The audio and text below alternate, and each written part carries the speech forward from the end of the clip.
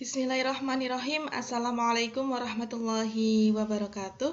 Selamat datang pada mata kuliah Ekonomi Mikro Islam untuk semester 3 Prodi Ekonomi Syariah. Pertemuan kedua itu masih pembuka atau pengantar perkuliahan, namun ini sudah masuk pada sedikit materi gitu ya. Oke, materinya adalah judulnya What is Economic About? Yang mana ini akan membahas sedikit pengantar pada ekonomi mikro Islam. Pertama adalah ada pertanyaan, mengapa belajar ekonomi mikro Islam? Gitu ya. Kenapa teman-teman belajar ekonomi mikro Islam? Mungkin jawabannya yang simpel ya, karena itu ada pilihan mata kuliah, salah satu pilihan mata kuliah wajib yang ada di Prodi Eksya, atau mungkin ya mau nggak mau harus diambil gitu ya. Tapi sebenarnya kalau belajar ekonomi mikro Islam itu berhubungan dengan teori-teori yang mana teori tersebut harapannya bisa diterapkan dalam kehidupan nyata, dalam mengambil keputusan yang mana nanti keputusannya itu bisa bermanfaat dan tidak menzolimi orang lain gitu. Karena kita ngomongnya kalau Islam itu kan harus saling ridho gitu ya, tidak menzolimi dan juga tidak dizolimi gitu. Dan ini harapannya juga ilmunya bermanfaat di dunia dan di akhirat. Misalnya prakteknya dalam teori ekonomi mikro itu salah satunya nanti kita akan belajar tentang pasar, kita akan belajar tentang permintaan dan penawaran, supply dan demand. Nah, untuk yang pasar, supply dan demand itu ada satu bahasa, nanti kita membahas tentang distorsi pasar. Distorsi pasar di situ suatu pasar yang ideal itu tidak terdistorsi. Distorsi itu maksudnya ada gangguan ya, gangguan pasar. Jadi kalau kita misalnya menjadi seorang pengusaha gitu, jadi kita harus tahu kondisi pasar, kita tidak boleh menzolimi para pelaku pasar, kita tidak boleh melakukan ihtikar gitu. Ihtikar itu menimbun barang, kemudian kecuali kalau stok ya, stok itu ada batasannya dan tidak menimbun atau mengurangi dari peredaran. Nah, kemudian kita tidak boleh melakukan gharar, kita juga tidak boleh baik najasyi, itu nanti akan dijelaskan dalam ekonomi mikro Islam gitu.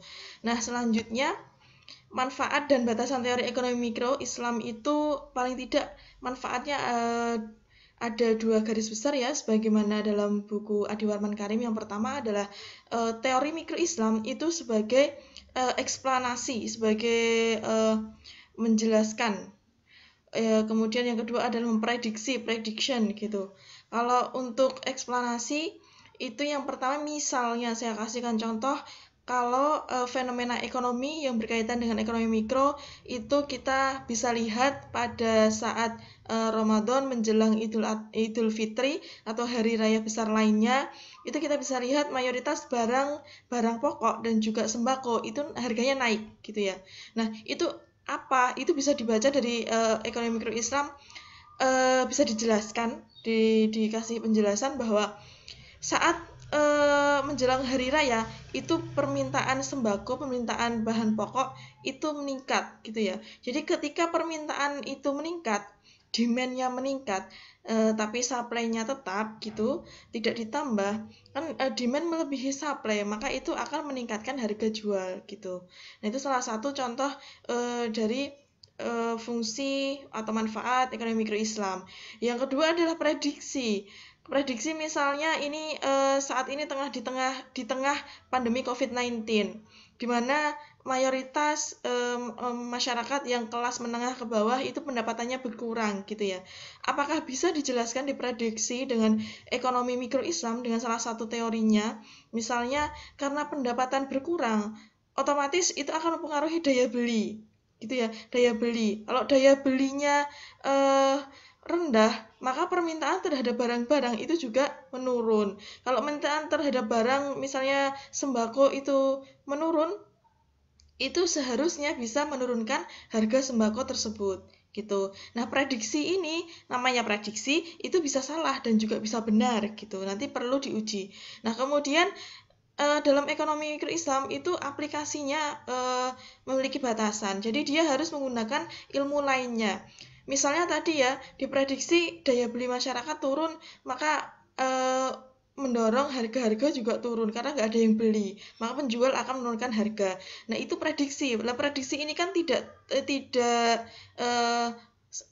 terukur karena kita ngomonginnya cuma harganya naik, harganya turun. Nah, berapa turunnya, berapa naiknya itu agar bisa terukur, itu ekonomi mikro Islam harus disandingkan berkolaborasi dengan ilmu lain, misalnya adalah statistik dan ekonometrik untuk menjelaskan fenomena-fenomena ekonomi secara terukur. Jadi ada angkanya gitu pasti. Berapa sih kenaikannya, berapa penurunannya gitu. Oke ya, kemudian kita beralih ke kontribusi ekonomi Muslim klasik. Kalau teman-teman sudah belajar SPI, sejarah perekonomian, sejarah pemikiran ekonomi Islam gitu ya, mungkin atau semester ini ya, ini nanti juga akan sedikit membahas tentang hal itu. Yang pertama adalah mekanisme pasar. Mau nggak mau dalam ekonomi mikro Islam itu kita pasti akan membahas mekanisme pasar karena ini berhubungan dengan supply dan demand. Bagaimana harga dalam suatu pasar itu bisa terbentuk gitu. Nah, dalam karya ekonom Muslim yang terdahulu, yang klasik, itu salah satunya adalah Ibnu Taimiyah dalam kitabnya Al-Hizbah fil Al-Islam. Ini Al-Hizbah itu pengawasan pasar dalam Islam itu seperti apa agar harga itu tidak terdistorsi, agar harganya itu stabil gitu. Kemudian juga ada Al-Ghazali dalam kitabnya Ihya Ulumuddin, ada Ibnu Khaldun dalam kitabnya Muqaddimah. Kalau Ibnu Khaldun itu Muqaddimah saya rasa sudah banyak yang dia terjemahan ya, jadi mudah dipahami. Dan kemudian ada kitabnya Abu Yusuf tentang Al-Kharaj. Al-Kharaj itu pajak. Nah, kemudian di Equilibrium itu terkhusus pada kitabnya Imam Al-Ghazali. Equilibrium itu adalah titik keseimbangan di mana ketika permintaan bertemu penawaran atau keseimbangan antara supply dan demand. Nah, ini nanti kita akan pelajari lebih lanjut dalam bab khusus. Kemudian ada pajak dan keuangan publik. Bagaimanapun, meskipun ini ekonomi mikro, tapi kita akan sedikit membahas tentang pajak karena pajak ini kan berhubungan juga dengan pasar, berhubungan juga dengan konsumsi gitu ya. Harga jual kalau ditambah pajak kan harganya beda begitu. Kemudian dalam ekonomi Islam itu ada 3 madhab besar. Ini madhab kontemporer ya, madhab ekonomi Islam, bukan madhab fikih. Yang mana kalau kita di fikih kita mengenal madhab Imam Syafi'i, Maliki, Hambali gitu. Kalau di sini kita ekonomi Islam itu setidaknya ada 3 madhab. Yang pertama adalah Baqir As-Sadr. Baqir As-Sadr ini kitabnya sangat terkenal ya, yaitu Iqtisaduna. Dan jadi madhab ini juga disebut sebagai madhab Iqtisaduna. Madhab ini adalah menolak pernyataan ekonomi konvensional dan menyatakan bahwa sumber daya tidak terbatas. Jadi sebagaimana kita pelajari pada mungkin waktu SD atau SMP atau SMA bahwa sumber daya alam itu terbatas. Tapi madhab ini tidak setuju dengan pernyataan tersebut, bahwa sebenarnya sumber daya alam itu diciptakan dengan secara tidak terbatas atau cukup. Ini berdasarkan surat Al-Qamar ayat 49. Jadi Allah itu sudah menciptakan sumber daya alam sesuai dengan kebutuhan manusia. Jadi cukup. Nah, kenapa bisa seakan-akan terbatas? Itu karena keserakahan manusia yang tidak terbatas. Sedangkan sebenarnya sumber daya alam itu tidak terbatas. Tapi kenapa masih ada kesenjangan antara si kaya dengan miskin gitu ya? Jadi itu yang menjadi persoalan adalah distribusi kekayaannya yang tidak adil. Jadi bukan karena sumber daya alam yang terbatas. Nah, kemudian untuk tokohnya ada Baqir As-Sadr, Qadim Al-Sadr, dan Baqir Al-Hasani. Kemudian yang madhab kedua adalah mainstream. Mainstream itu artinya kan umum ya. Nah, ini adalah yang paling banyak diikuti di dunia gitu, karena ini juga promosinya atau sosialisasinya lebih masif dibandingkan dengan madhab lainnya. Nah, madhab mainstream itu menolak pernyataan Baqir As-Sadr yang menyatakan bahwa sumber daya alam itu terbatas. Nah, itu berdasarkan surat At-Takasur ayat 1-5. Nah, solusinya adalah manusia dengan sumber daya alam yang ada itu harus diolah, dibagi secara rata, didistribusikan secara adil, itu berdasarkan panduan Al-Quran dan As-Sunnah. diharapkan semuanya itu semua manusia maksudnya itu mendapatkan bagian yang sesuai dengan porsinya. Jadi tidak ada ketimpangan antara kaya dan miskin gitu. Nah, ini tokohnya adalah Umar Chapra, M. Amanan, Najatullah Ashiki, dan mereka-mereka yang mayoritas ada di IDB, Islamic Development Bank. Nah, Islamic Development Bank karena mereka berdudukan di situ, maka mereka mendapatkan akses yang lebih mudah ke beberapa negara untuk mensosialisasikan, menanamkan pemikiran atau doktrin mazhab mainstream ini gitu. Nah, ini juga banyak dipengaruhi oleh pemikiran yang konvensional seperti tadi ya, sumber daya alam itu terbatas gitu. Kemudian selanjutnya yang terakhir adalah ada mazhab alternatif kritis. Ini mazhab ini mengkritik dua mazhab sebelumnya.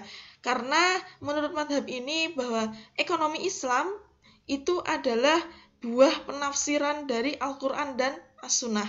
Jadi ekonomi Islam karena itu hasil penafsiran manusia dari Al-Quran dan As-Sunnah itu belum tentu benar atau benar tapi tidak mutlak. Karena yang mutlak, yang benar itu adalah Islamnya, agama Islamnya. Yang benar adalah Al-Quran dan As-Sunnahnya, bukan tafsiran dari itu gitu. Nah, ini tokohnya adalah Timur Quran yang mengajar di California, kemudian ada Jomo dan Muhammad Arif begitu. Baik, kemudian selanjutnya ada kalau dalam ekonomi secara umum itu sistemnya dibagi menjadi kapitalis, sosialis, dan Islam.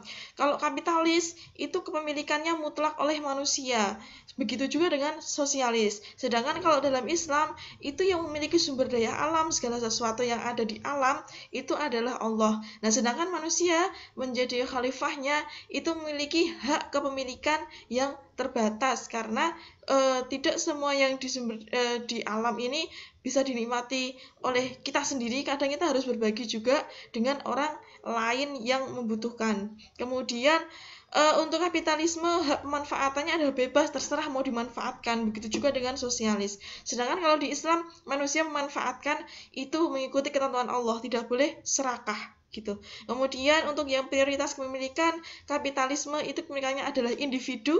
Jadi yang kaya ya kaya, yang miskin ya terserah, miskin aja gitu. Kalau sosialisme itu hak kepemilikannya hak milik kolektif, jadi sosial, semua dibagi rata. Sedangkan kalau di Islam ada hak milik individu, artinya ada sumber daya alam yang itu dikuasai oleh individu dan juga ada sumber daya alam yang kolektif diatur oleh negara dan agama. Misalnya ini negara ya, negara. Jadi misalnya kalau di sumber daya alam di kita itu listrik itu sebaiknya itu kan penting bagi semua orang, maka dikuasai oleh negara. Kemudian kalau peran individu dan negara, kalau di kapitalisme individu bebas memanfaatkan, jadi yang kuat itu yang menang, yang kaya semakin kaya. Sedangkan kalau sosialisme semua pemanfaatan itu diatur oleh negara. Kemudian kalau di Islam ada kewajiban individu, jadi kolaborasi ya, individu, masyarakat, dan negara itu memiliki proporsi masing-masing dalam mengelola kekayaan alam.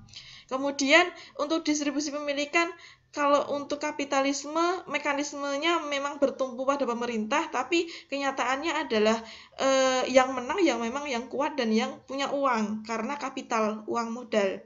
Kemudian untuk yang sosialisme itu pemilikannya adalah bertumpu pada pemerintah yang ngatur.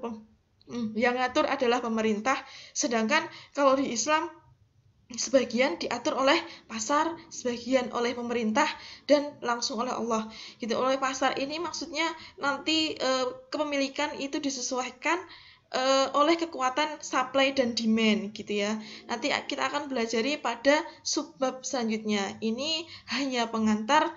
Jadi saya cukupkan sampai di sini. Terima kasih. Selamat belajar. Wassalamualaikum warahmatullahi wabarakatuh.